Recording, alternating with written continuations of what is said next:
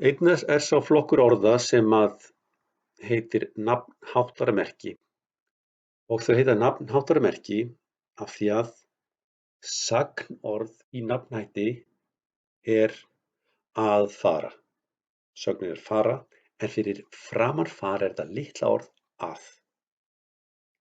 Þannig að nafnháttaramerki stendur með sagnorði. Tumi er að lesa. Hann sagðist ætla að koma.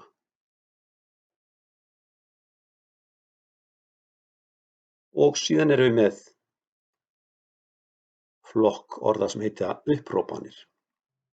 Og upphrópanir er nákvæmlega eins og nafnið segir til tákna gleði, undrun, ótta eða hræðslu.